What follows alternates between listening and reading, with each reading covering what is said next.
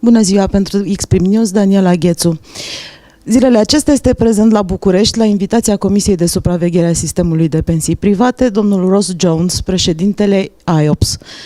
Este Asociația Internațională a Supraveghetorilor din Pensiile Private. Cu alte cuvinte, organismul cel mai îndreptățit de a semnala tendințele în domeniu și de a indica direcțiile potrivite pentru supravegherea acestuia. Mr. Ross Jones, first of all, welcome and thank you for the interview. Please let me ask you, there is these days a very large discussion about the proper methods to evaluate the pension fund's performance. Which is your opinion on this? There has been a lot of work done in different countries trying to look at performance as measured by some form of rate of return. Many countries, for example, publish information on net rates of return for funds. What people need to be aware of course, is that if you're going to measure fund performance, it should be for the long term.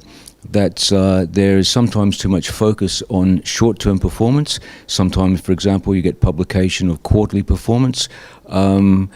I think the best interest from the point of view of supervisors and the point of view of the industry is really to remind people that a pension fund is investing for the long term and people should be aware of looking at long-term performance. My organisation, for example, publishes 5-year rates of return. We also do publish some shorter ones, but by emphasising longer term, the idea is to persuade people and to encourage people to look at the longer term performance. Thank you.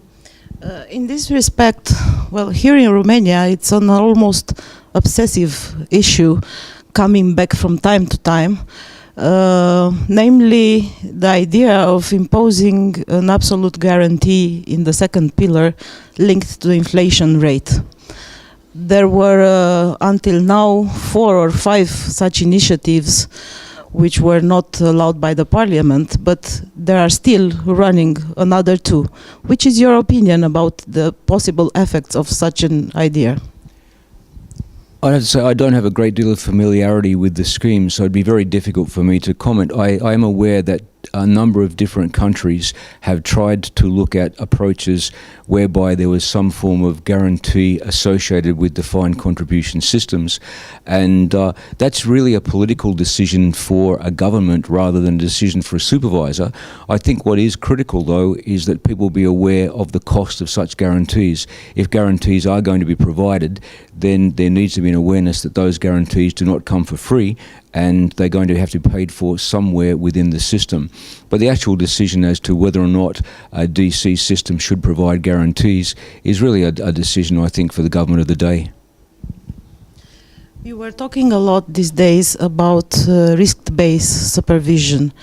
And as we know, in insurance and in banking, there are always certain methods to do this.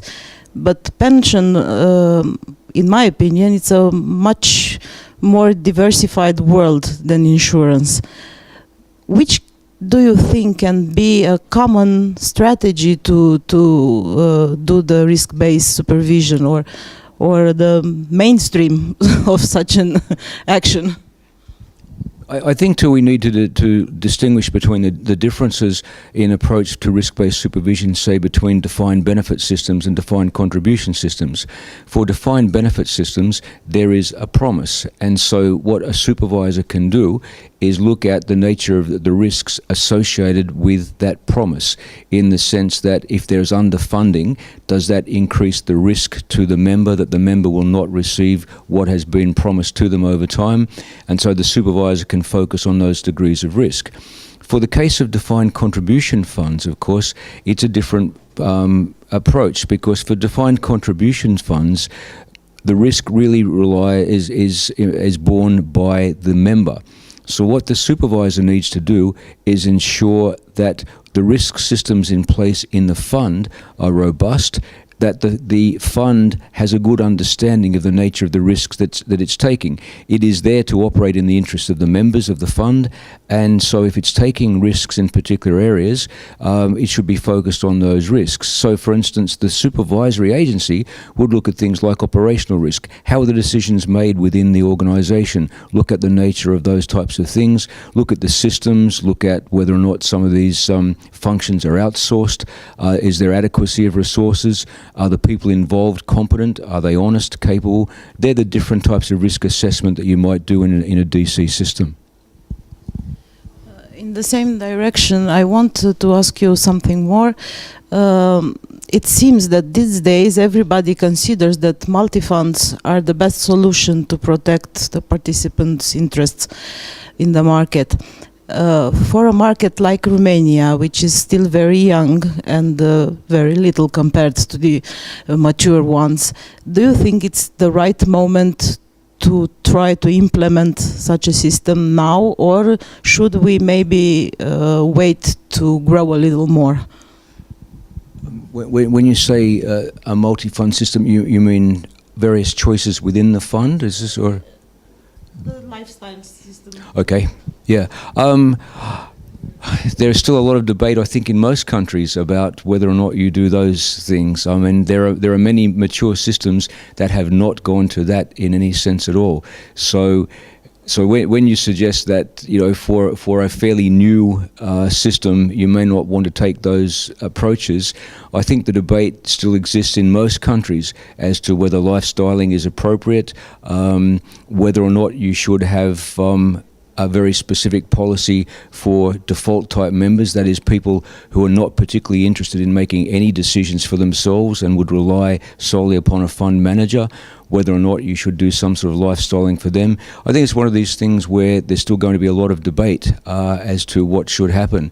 And you could certainly look at empirical evidence that would suggest over the past couple of years it may not have been the best thing for members in their 50s during the financial crisis. Thank you. My last question is for you regarding your cooperation with the Romanian Commission. Your visit in Romania is quite amazing, I can say, for some of us, and it's highly appreciated. In this respect, how do you see the possible contribution of the Eastern country to the general knowledge and the future of the private pensions? I think what that we've found through the IOPS is that no single member has a monopoly on knowledge.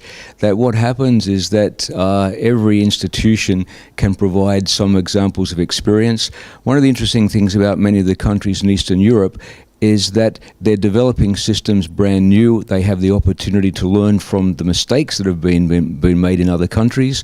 But they could also provide examples of good practices, because you often have very new agencies where the staff are highly enthusiastic. This agency being a great example, where you've got a highly enthusiastic, highly motivated staff who are interested in looking at new approaches. Who knows what can be learned? The advantage for the IOPS is that we have members from more than 60 countries, varying stages of development, every continent, and so basically we cover every type of market, and each of us can talk about our unique experiences, but also share a lot of common experiences, and none of us need to sort of start from basics and learn everything ourselves. We can actually learn from a whole lot of others. So it's been very interesting, and it's been a great opportunity for me to visit here in Bucharest. For us too. Thank you very much, and we wait to see you again soon. Thank you very much.